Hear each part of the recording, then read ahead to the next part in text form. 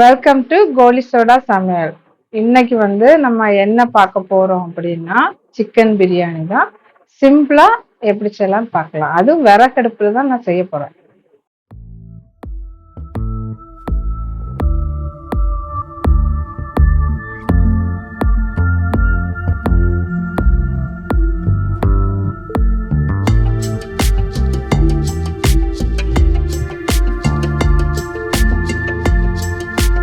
முக்கால் kilo basmati rice ஊற வச்சு 1 hour ஊற வச்சு எடுத்திருக்கேன்.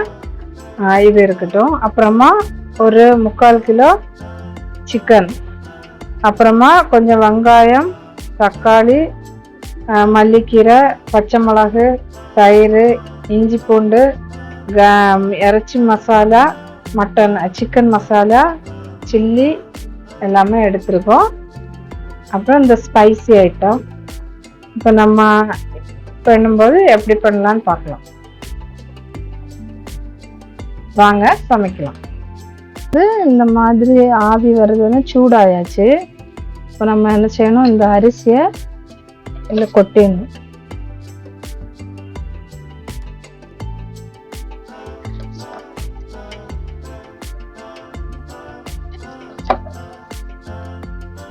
இது 3/4 கிலோ தான் போட்டிருக்கேன். இது கொஞ்சம் வேகட்டும். இந்த மாதிரி நம்ம பாயில் பண்ணிட்டு பிரியாணி பண்ணும்போது பிரியாணி ரொம்ப டேஸ்டியா, ரொம்ப அந்த பஞ்சு போல இருக்கும். நான் செய்கிறேன், நீங்கள் அதை பார்த்து வீட்டில் ட்ரை பண்ணுங்க, அப்போ உங்களுக்கு புரியும்.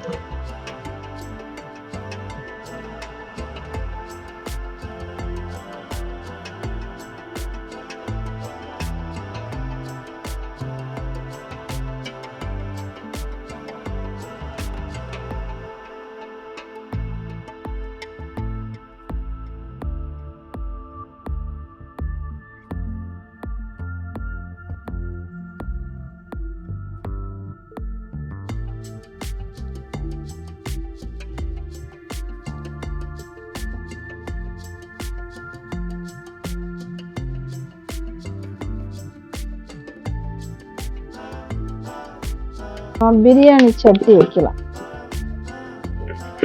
பாத்திரம் சூடாயாச்சு. நம்ம எண்ணெய் ஊற்றலாம். பிரியாணிக்கு தகுந்த எண்ணெய் ஊற்றிட்டு நம்ம இந்த ஸ்பைசி எல்லாம் போடணும்.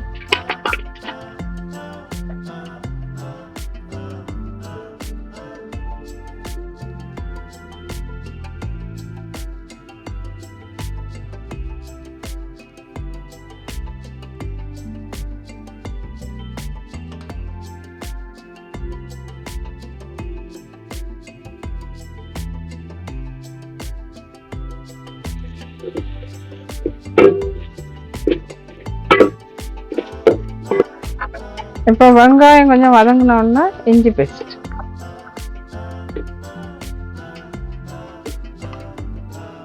அதையும் நல்லா வதக்கிக்கணும்.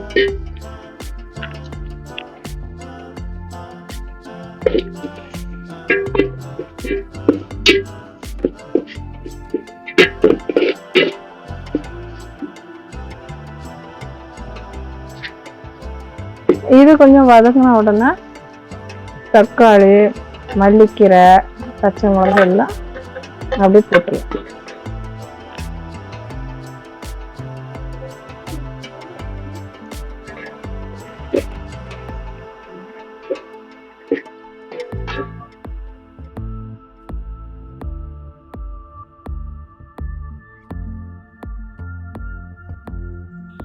அப்புறமா இதில் சில்லி பவுடர், பிரியாணி மசாலா, உப்பு எல்லாம் ஒன்றாவே போட்டுருவோம்.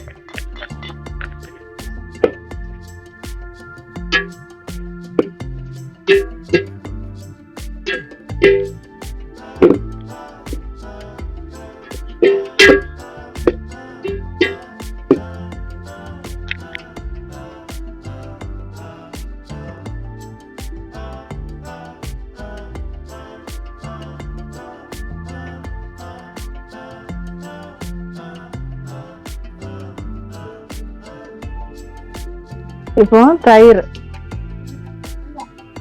ஆட் பண்ணணும். அப்புறமா சிக்கன்.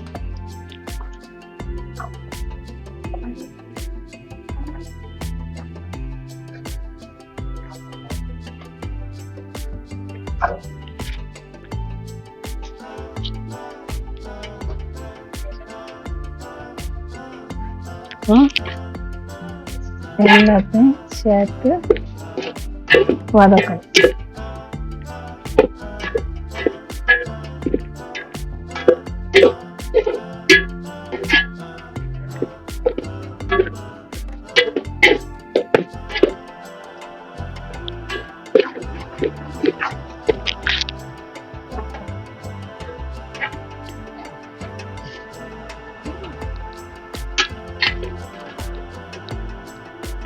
இப்போ சிக்கன் வந்தாச்சு. இனி மிச்சம் இருக்க தண்ணி, அளவு தண்ணியையும் நம்ம அதோட ஊற்றிட்டு உப்பு அளவு பார்க்கணும்.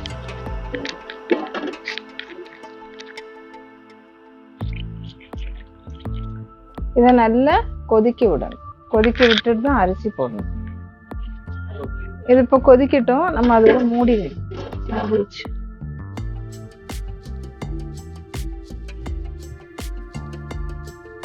இதுல வந்து அளவு தண்ணி கொஞ்சமா ஊற்றி வேக விடணும்.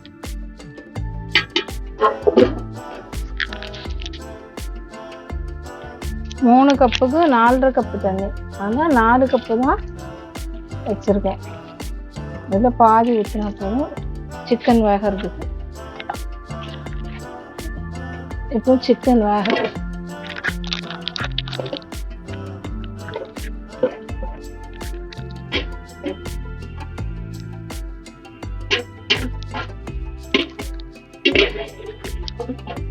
வேகட்டும் சிக்கன்.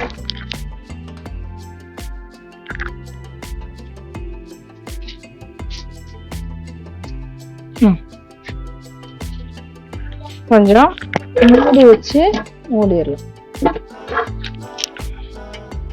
தயிர் ஆட் பண்ணணும். அப்புறமா சிக்கன்.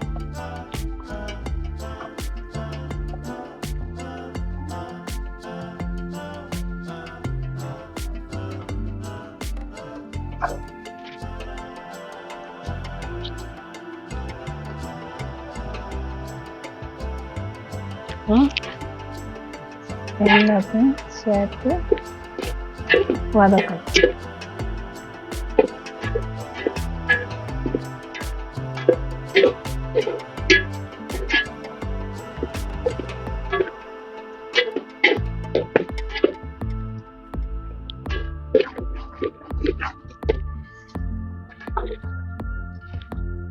சிக்கன்லாம் வெந்தாச்சு. இதுல வந்து அரிசியை வந்து தட்டணும்.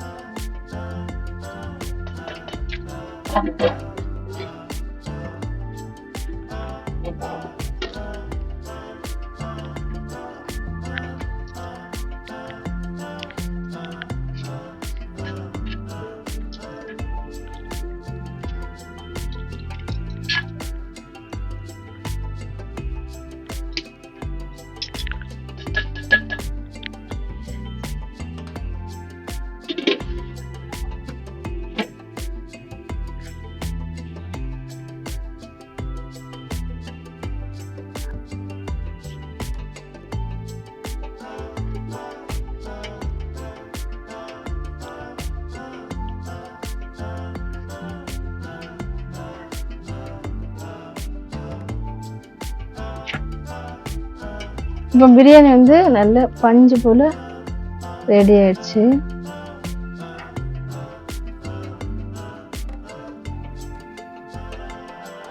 அந்த பீஸ் கூட அழகா பஞ்சு போல இருக்கு.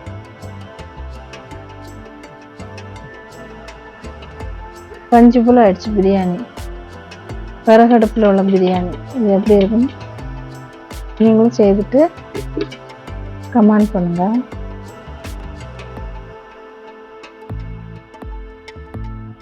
இப்போ பிரியாணி பார்ப்போம்.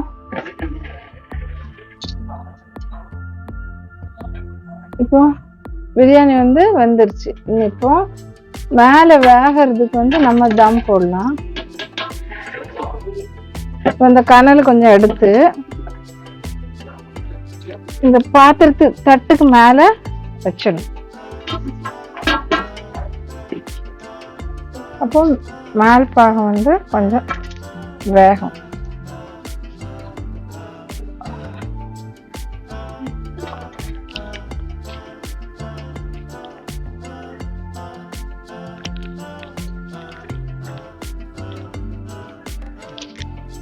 இன்னொரு 5 நிமிஷம் அப்படியே இருக்கட்டும்.